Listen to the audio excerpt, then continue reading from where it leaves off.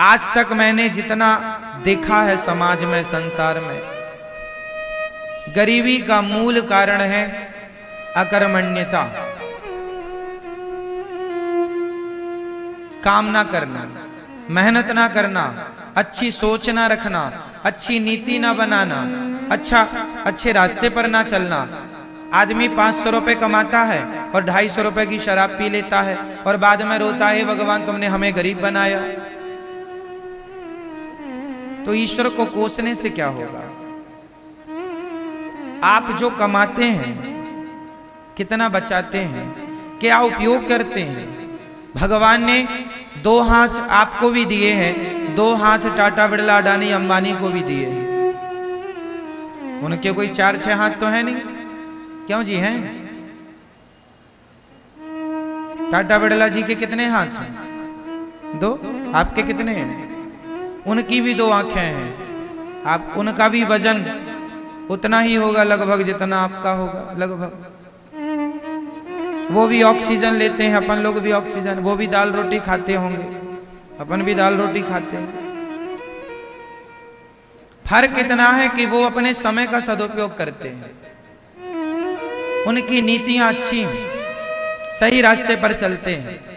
हम लोग पड़े हैं बिस्तरों में, 10-10 बजे तक तो सोते हैं, रात के 12 बज जाते हैं सोने में, 1 बजे तक मस्ती करते हैं, मोबाइल, व्हाट्सएप, फेसबुक चलाते हैं और सवेरे 10 बजे तक सोते हैं। ना उठने का समय है, ना सोने का समय है, ना काम करने की जिम्मेदारी है आज के लोगों में। 10 बजे ऑफिस खुलने का समय है, साहब 10:30 बजे आ रहे हैं। आधा घंटा लेट कैसे हो गए? चाय में लेट हो गए, चाय में लेट हो गए। चाय 5 रुपए की है और 30 मिनट कितने के हैं? चाय की कीमत बाजार में 10 रुपए होती है, 20 रुपए होती है, और क्या होगी? 30 मिनट कितने महंगे हैं बताओ? 30 मिनट, चलो 15 मिनट कीमती है या 1 कप चाय कीमती है? हमारे देश में ऐसे कितने लोग मिल जाएंगे जो 1 कप चाय के लिए अपना 15 मिनट बिगाड़ देते हैं? हाँ या ना? सही है ये बात? हमारे देश में ऐसे कितने लोग हैं जो 1 कप चाय के लिए कितने मिनट बिगाड़ देते हैं? 15 मिनट, 20 मिनट। चाय तो मिल जाएगी, पर जो 15 मिनट बिगाड़ दिए आपने, वो नहीं मिलेंगे। क्या निष्कर्ष निकला? कि हमारे देश में समय की वैल्यू नहीं है। कुछ लोगों के पास समय की वैल्यू नहीं है। काश समय को महत्व दिया होता। कहते हैं समय को कभी ना ठुकराइएगा, समय को आपने एक बार ठुकराया तो समय आपको बार बार ठुकराएगा, इसलिए समय को ना ठुकराइएगा। समय बड़ा बलवान होता, पुरुष बली नहीं होता है, समय होत बलवान। भीलन गोपी लूट लई, वही अर्जुन वही बाण। समय समय की बात, तो समय बड़ा बलवान होता है। मेरी माँ, समझाओ ये बात अपने बच्चों को कि समय का दुरुपयोग ना करें। कुछ भी तूफान आ जाए, कुछ भी हो जाए, पर अपने समय से अपना काम करना सीखो, समय का सदुपयोग करना सीखो, कुछ करना सीखो। खाली फुर्सत बैठना मतलब मूर्खता। करते रहिए, करते रहिए। कुछ ना करो तो शास्त्रों को पढ़ते रहिए, गीता को पढ़ते रहिए, कुछ सीखते रहिए। हर दिन हमें कुछ ना कुछ नया सीखना चाहिए, रोज हमें कुछ ना कुछ सीखना चाहिए। सही है मैया? समझ में आ रही है? सीखते रहो, आगे बढ़ते रहो, करते रहो कुछ। काम करने वाला व्यक्ति शारीरिक रूप से भी स्वस्थ होता है और मानसिक रूप से भी स्वस्थ होता है। अकर्मण्य आदमी बैठा बैठा बीमार पड़ जाता है, मानसिक रूप से भी ग्रसित हो जाता है, परेशान हो जाता है। बुढ़ापा आ गया, इसका मतलब ये नहीं कि आप कुछ नहीं करेंगे। आप मंदिर में जाके कीर्तन ही करिए, गीता का पाठ करिए, बुढ़ापा है, रामायण, अच्छे संस्कार दीजिए गांव के लोगों को, मोहल्ले के लोगों को, सोसाइटी के लोगों को, अच्छा काम करिए। बुढ़ापा आ गया है, रिटायरमेंट हो गया है, कुछ नहीं कर सकते, तो आप जो बच्चे हैं जो गलत रास्ते पर जा रहे हैं, सब बच्चों को आप अच्छे रास्ते पर ले जाइए, क्योंकि आप बूढ़े हैं, आपको जीवन जीने का अनुभव ज्यादा है। अपने अनुभव शेयर करने लग जाइए। कुछ दीजिए देश को, समाज को, कुछ कीजिए। कुछ ना करने की अपेक्षा कुछ करना श्रेष्ठ है। अरे कीर्तन ही करो, सीताराम सीताराम, कुछ ना करो तो कथा ही सुनो, मंदिर में जाके झाड़ू ही लगा दो भगवान के दरवाजे में। कुछ ना करने की अपेक्षा कुछ करना श्रेष्ठ। सही है, करना सीखिए। बस भगवान यही कहते हैं कि जो मेरी शरण में आया है, जो मेरा बन के आया है, मैं उसके लिए सब कुछ करूंगा। भगवान होते तो लोग गरीब क्यों होते, ये कोई सवाल नहीं है। अकर्मण्यता से लोग गरीब हैं। अब दूसरी बात कि आज सब कुछ होने पर भी लोग परेशान क्यों हैं? क्योंकि सबसे बड़ी गलती ये है, जब भगवान ने गोवर्धन उठाया, बहुत ध्यान से समझिएगा, हम लोग सबसे बड़ी गलती क्या करते हैं जीवन में, वो समझिएगा। गिरिराज जी एक उंगली से किसने उठाया? भगवान श्री कृष्ण ने। अब जो ग्वाल वाल थे, सखा थे, मित्र थे, उन्होंने, किसी ने अपना कंधा लगा लिया, किसी ने एक लाठी ली और लाठी लगा ली, किसी ने दोनों हाथ पहाड़ पर लगा दिए। और थोड़ी देर बाद ग्वाल वालों ने भगवान श्री कृष्ण से कहा, कन्हैया तुम कुछ खा लो। भगवान बोले मैं खाऊंगा तो पहाड़ नीचे नहीं आ जाएगा? तो ग्वाल वालों ने कहा, कन्हैया क्या पहाड़ तुमने उठा रखा है? अरे हम लोगों ने इतनी लाठियां लगाई हैं, हम लोगों ने हाथ लगाए, कंधे लगाए, तो पहाड़ तुमने थोड़ी उठाया, हम सबने उठाया, हमारा भी योगदान है। भगवान बोले अच्छा ठीक है, तो तुम लोग संभालो, फिर मैं नीचे करता हूं हाथ। हाँ हाँ तुम नाश्ता करो। भगवान ने थोड़ी सी उंगली नीचे की तो जितनी लाठियां लगी थी सब चढ़ चढ़ करके टूट गई। पहाड़ नीचे आ, सब भैया बचाइयो, लाला कन्हैया बचा बचा। भगवान ने उंगली ऊपर। अब ब्रजवासियों ने सबने अपने कंधे, डंडे, हाथ नीचे कर लिए। समझ में अब आया कि पहाड़ हमारे बल से नहीं, ये तो गोविंद के बल से खड़ा हुआ है। ये छोटी सी कथा क्या मैसेज देख के जा रही है? मैसेज यह है कि सबका भार किसके हाथ में है? भगवान के हाथ में है। आप लोगों ने जो कंधे लगा रखे हैं, मैं कर रही हूं, मैं कर रहा हूं। आपने जो लाठियां लगा रखी हैं, मैंने ये किया, मैंने वो किया। आपने जो हाथ लगा रखा है, मैं ना होता तो ऐसा ना होता, मैं ना होता तो मर जाता। ये गलतफहमी निकाल दो। किसी के कुछ करने से कुछ नहीं होता। हुई है सोई जो राम रची राखा। हम और आप कुछ नहीं कर सकते। हम आप कुछ करने वाले ही नहीं हैं। सब कुछ करने वाले कौन हैं? भगवान। जो लोग इस सच्चाई को नहीं स्वीकार करते, जो लोग इस सच्चाई को नहीं मानते, वो लोग दुखी होते हैं। जो हो रहा है वह भगवान की इच्छा से हो रहा है। जो हुआ था वह भी भगवान की इच्छा से हुआ था।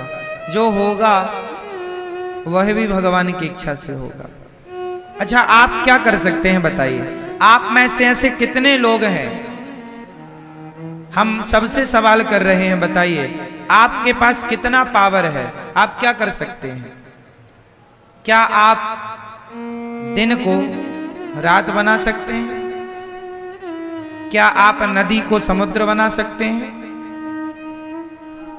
क्या आप बूढ़े को जवान बना सकते हैं? क्या जवान को बूढ़ा बना सकते हैं? क्या आप चाह कर भी अपनी कमर का दर्द मिटा सकते हैं? दवाई ही तो खा सकते हैं, अच्छा इलाज ही तो करा सकते हैं। वो इलाज के बाद भी दर्द जाएगा या नहीं, ये आपके हाथ में। आपके हाथ में होता तो दर्द ही ना होता। किसान खेत में बीज ही तो बो सकता है, कितने कुंटल फसल आएगी किसके हाथ में है? क्या है, आपकी बेटी का विवाह कब होगा ये आपके हाथ में है? आपकी बहू के बेटा ही होगा या बेटी ही होगी ये आपके हाथ में है? बोलो मेरी माँ, फिर क्या आपके हाथ में? आपको कितना लाभ होगा, कितनी हानि होगी, ये आपके हाथ में है। इसलिए बिंदास आनंद पूर्वक जिंदगी जीना सीखो। टेंशन लेके मरो मत, घबराओ मत। जो कष्ट आए, संकट आए, फेस करते चलो। उस सिचुएशन को हैंडल करते चलो। घबराओ मत, डरो मत, क्योंकि जो हो रहा है कहीं ना कहीं भगवत इच्छा है। इसलिए हर हाल में प्रसन्न रहना सीखिए। आपके हाथ में, हमारे हाथ में कुछ नहीं है। इसलिए जब कुछ है ही नहीं तो हम किसी बात की टेंशन लें क्यों? बेटी का विवाह कब होगा? जब समय। आप कर्म, इसका अर्थ ये नहीं है कि आप कर्म ना करें, कर्म करते रहिए, प्रयास करते रहिए। बेटी का विवाह जब होगा हो जाएगा। आप अच्छा लड़का ढूंढते रहिए, टेंशन नहीं लेना। अरे महाराज जी लड़का ही नहीं मिल रहा, घबरा रहे हैं, ब्लड प्रेशर हाई हो रहा, ये कोई बात नहीं। शांति से ये मान के चलिए करता धरता भगवान है, जो करेंगे बिहारी जी अच्छा करेंगे। उनकी इच्छा में अपनी इच्छा मिला देनी चाहिए। कोई एक थप्पड़ भी हमारे गाल पे मारे तो ये मान लेना चाहिए कि ये भी भगवत इच्छा ही। क्या करोगे? भगवान की मर्जी के बिना कुछ नहीं होता। पत्ता भी हिल रहा है तो भगवान की इच्छा से हिल रहा है, ये समझिएगा। अब आप फिर सवाल करेंगे कि फिर जो लोग चोरी करता है तो क्या वो भी भगवान की इच्छा है? हाँ, वो भी भगवान की इच्छा है। क्योंकि जब वो चोरी करेगा, पकड़ा जाएगा तो उसको दंड मिलेगा। दंड क्यों मिलेगा? क्योंकि उसके कर्मों के अनुसार उसके भाग्य में दंड का विधान था, तो वो वैसी जैसी होनी होगी वैसी करेगा। भगवान बुद्धि मति गति वैसी बना देते हैं। जो होना होता है तब मति गति भगवान वैसा ही हम और आपको सोच भी नहीं। हम और आप जो सोचते हैं वह भी कंट्रोल भगवान के हाथ में होता है। हम उतना ही सोच सकते हैं जो भगवान सोचवाएंगे, उतना ही बोल सकते हैं जितना भगवान बुलवाएंगे, उतना ही कर सकते हैं जितना भगवान करवाएंगे। क्योंकि हम कठपुतली हैं, सब ही नचावत राम गोसाई। आज का आदमी व्यर्थ में टेंशन लेता है, व्यर्थ में परेशान होता है।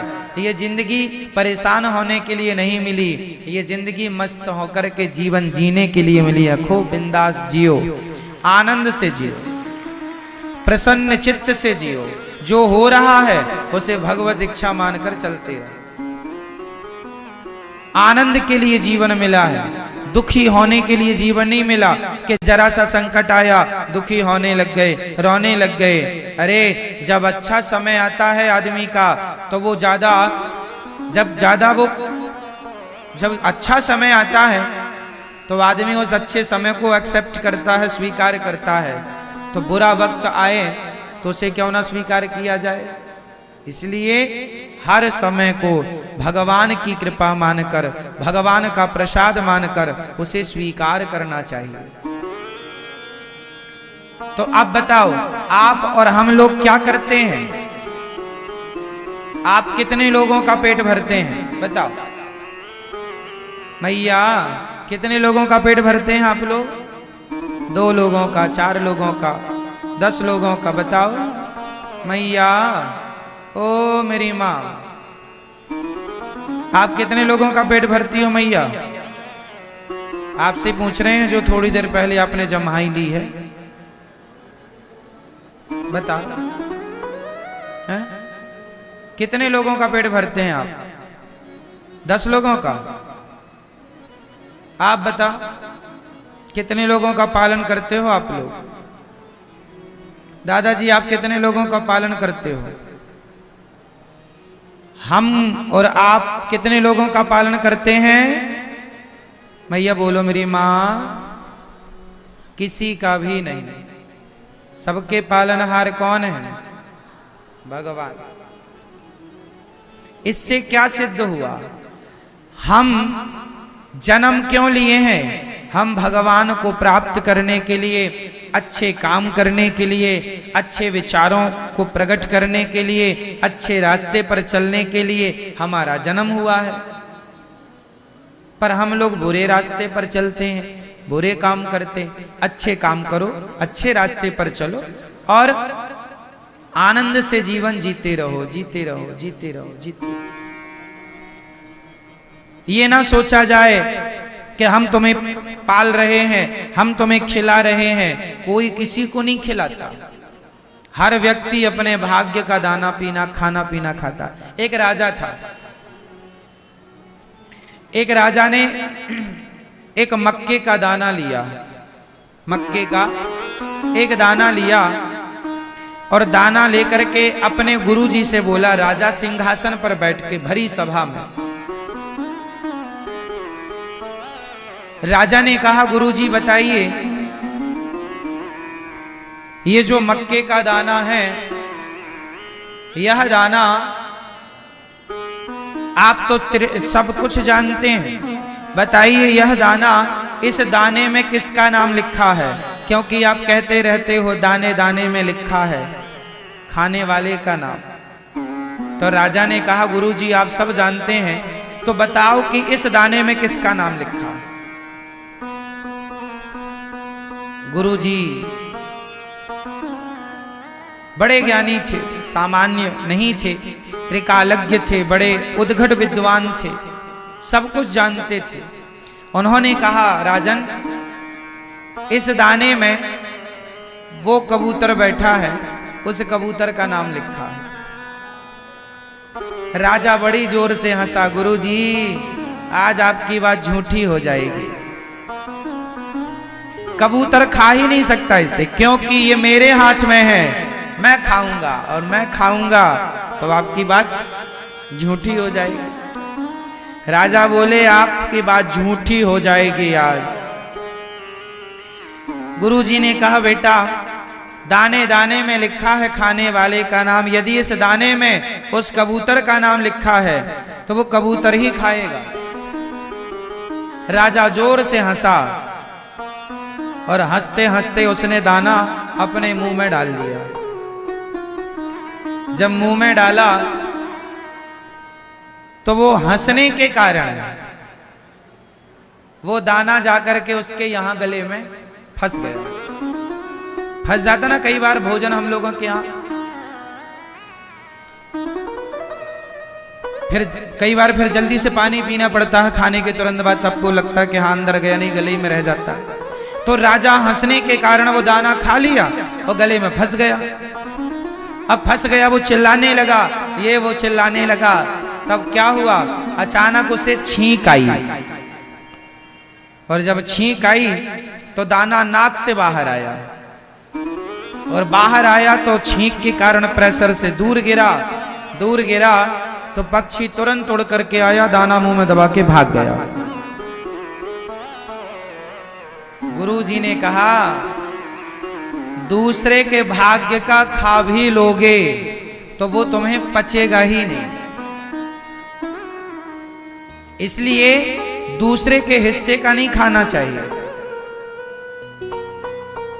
जो थाली दूसरे के लिए परोस दी गई है वो थाली आपको नहीं, अर्थात वो भोजन आपको नहीं करना चाहिए।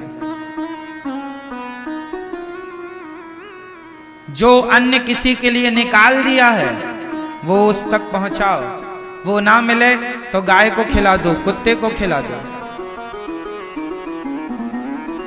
उसके हक का ना खाओ। जैसे आपके दरवाजे में कोई भिखारी आया, आपने कहा रुको हम आपके लिए कुछ लाते हैं। आप अंदर लेने गए मुट्ठी भर चावल, कटोरी भर चावल, तब तक वो भिखारी चला गया। अब वो कटोरी भर चावल आपने उसके लिए निकाला है और वो चला गया। अब उस चावल का क्या करेंगे? उस चावल को अब घर में अंदर ले जाके वहां मत डाल दो जहां से लाए हो।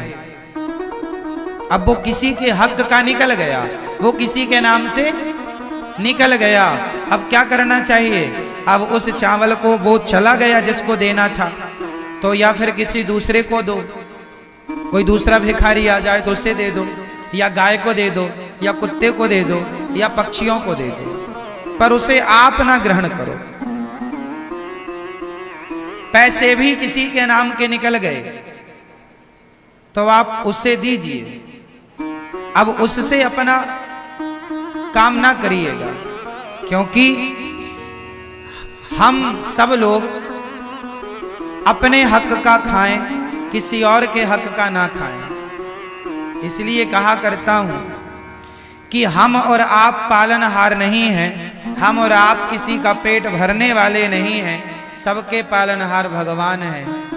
कितना हमारे पास जो धन है उसमें भी कितनों का नाम लिखा है, ये ईश्वर ने पहले से तय कर रखा है। इसलिए ये दास अनिरुद्ध, ये गौरी गोपाल जी की रसोई में उतने ही लोग आकर प्रसाद पाते हैं जिन जिन के नाम का यहाँ दाना पानी है। तो ये आपके भाग्य का ही आप लोग खा रहे हैं, ये आप ही खा रहे हैं आपके भाग्य का। इसलिए कोई किसी को नहीं खिलाता, कोई किसी को नहीं देता, भगवान ही सबको देने वाले हैं। इसलिए दाता एक ही है, दाता एक राम, भिखारी सारी दुनिया, और राम एक देवता, पुजारी सारी। तो मैया पालनहार कौन है? करने कराने वाला कौन है? हम कौन हैं? हम कौन हैं? कुछ भी नहीं। हम कौन हैं?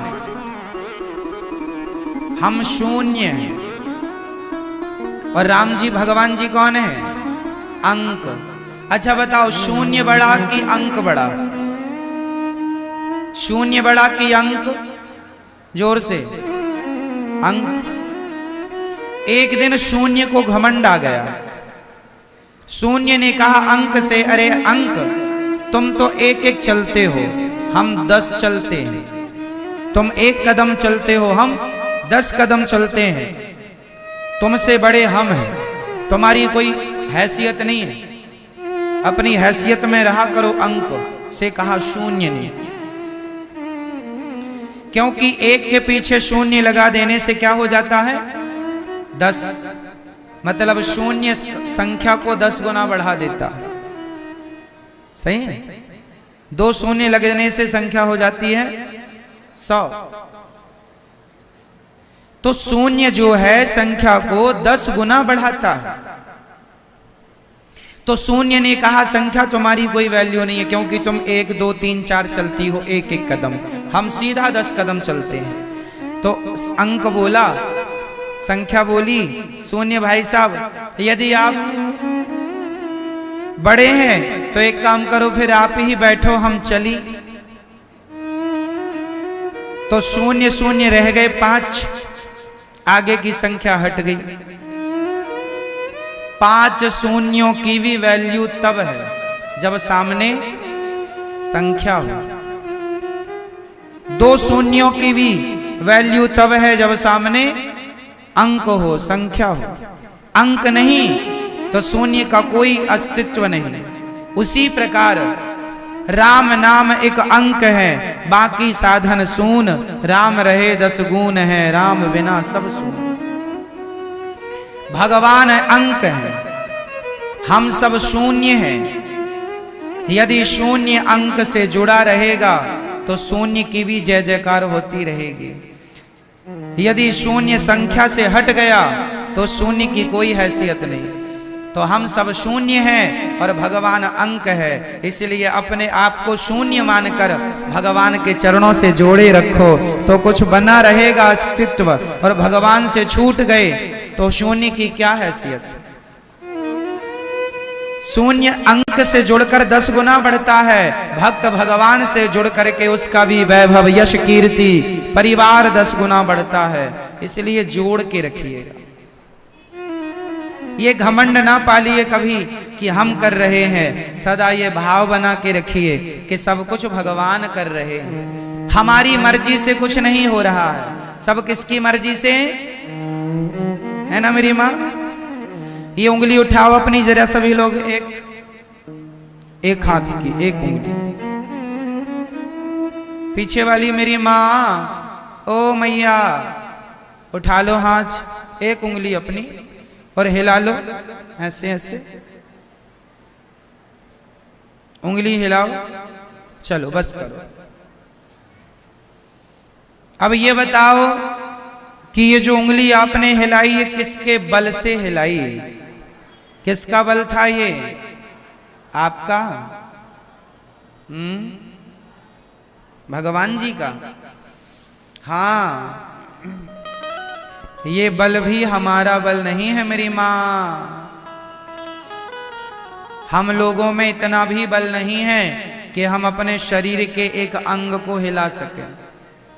जब कोई बीमार पड़ जाता है, जिसको पैरालाइसिस हो जाता है, लकवा मार जाता है, उसका शरीर हिलता डुलता नहीं है। कितने लोग ऐसे हैं जिनके हाथ नहीं काम करते, पांव नहीं काम करते, आंख नहीं काम करती। क्यों? जब तक भगवान चाहेंगे तब तक वाणी काम करेगी, जब तक भगवान चाहेंगे आंख काम करेगी, भगवान चाहेंगे तो कान काम करेंगे, भगवान चाहेंगे तो हाथ काम करेंगे, भगवान चाहेंगे तो पांव काम करेगा, भगवान नहीं चाहेंगे ना तो शरीर होगा, रखे रहो अपना शरीर, कोई पार्ट्स काम ही नहीं करेंगे। जिसे कहते हैं पैरालाइसिस हो गया, लकवा मार गया, आधा शरीर काम नहीं करता। क्यों नहीं करता? जब तक भगवान की इच्छा है काम करता है, इच्छा नहीं है काम नहीं करता। ये शरीर भी तुम्हारे हमारे हिसाब से नहीं चलता, ये शरीर भी भगवान की मर्जी से चलता। हमारे आपके हाथ में कुछ भी नहीं है मेरी माँ, कुछ भी नहीं। इसलिए व्यर्थ का घमंड ना किया जाए किसी चीज का, व्यर्थ का अभिमान ना पाला जाए किसी चीज का। माल खजाना को तो छोड़ दो मेरी माँ, ये शरीर भी अपनी संपत्ति नहीं है। हम आप सब मरेंगे ना तो ये शरीर भी छोड़ के जाना पड़ेगा। इसका अर्थ यही है कि हम घमंड किसका करें। ये उंगली भी हम अपने बल से नहीं हिला रहे हैं, इसमें भी भगवान की शक्ति है। जो बीमार पड़ जाता है, कई बार आप इतने बीमार पड़ जाते हैं कि आपको हाथ पांव हिलाने की भी हिम्मत नहीं बचती। आप लोग कई बार कहते हैं हमारी आंख खोलने की हिम्मत नहीं है बीमार पड़ने पर। ऐसा होता है कि नहीं कि आंख खोलने की भी हिम्मत नहीं है? तो ये जो हिम्मत कह रहे हो आप, ये हिम्मत कहां से आ रही है? कौन है ये आंख खोलने की हिम्मत देने वाला, चलने फिरने की हिम्मत देने वाला? तो क्यों हम ये कहें कि ये सब हम कर रहे हैं? हम कौन हैं ये बताओ, हम कौन हैं? कौन है आप? आपका परिचय क्या है? कौन है आप? कुछ भी नहीं है हमारा अस्तित्व, फिर भी हम लोग अपनी डींगे मारते फिरते हैं। हम ये हम वो ना, कुछ नहीं है। हम अभिमान त्याग दो, मिटा दो। जब हमारा शरीर पूरा हो जाता है, जब मृत्यु आती है ना, तो हम लोग जल जाते हैं। और जलने के बाद क्या बचती है हमारी? जोर से, सिर्फ राख। कितने रुपए के घड़े में आ जाती है? बोलो। मैया 25 गया जमाना, 25 वाला 50 हो गया, महंगा हो गया घड़ा। 50 रुपए के घड़े में तुम्हारी पूरी राख आ जाएगी। जो बड़ी बड़ी बातें करते थे, बड़ी गाड़ी बड़े बंगले का बड़ा रुतबा दिखाते थे, बड़ी अकड़ दिखाते थे, उड़ रही है तुम्हारी राख। 50 रुपए के घड़े में पूरी की पूरी, है ना। जब तक जिंदा थे तो कितना सामान था, मर गए तो मुट्ठी भर राख रह गई है। ये सच्चाई है। कितने ऐसे आपने देखे होंगे जो आपके देखते देखते जिनका नाम, जिनका यश, जिनकी कीर्ति सब कुछ पड़ा का पड़ा, धरा का धरा रह गया, अंत में मुट्ठी भर राख बन गए। हाँ, आप में से कितने लोग ऐसे हैं जो एक दिन राख हो जाएंगे? अरे सब लोग हैं, सब। तो आप लोग राख हो क्या? हाँ, हम भविष्य की राख हैं। हम भविष्य की उड़ती हुई राख हैं, धूल हैं। इसलिए भगवान के चरणों की धूल ही माना करो कि हे नाथ, जब मैं मर जाऊंगा और मेरे शरीर की राख उड़ उड़ के वो धूल का कण बिहारी जी के चरणों में जाकर चिपक जाएगा तो जीवन सार्थक हो जाएगा। राधे तेरे चरणों की गर धूल जो बन जाऊं।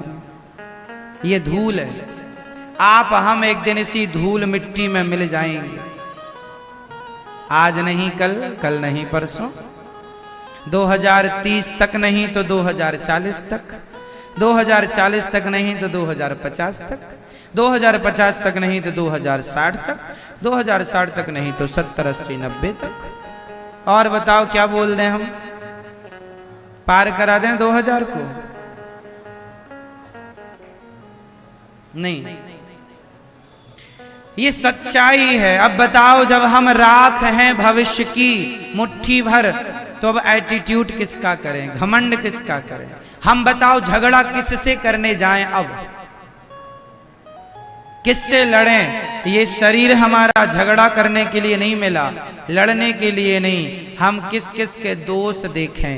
इसलिए अपने दोष देख लो और भगवान के गुणों में मस्त रहो। भगवान जैसा कोई गुणी नहीं और हमारे जैसा कोई दोषी नहीं। बुरा जो देखन मैं चला, बुरा न मिलिया कोई, जो दिल खोजा आपना हमसे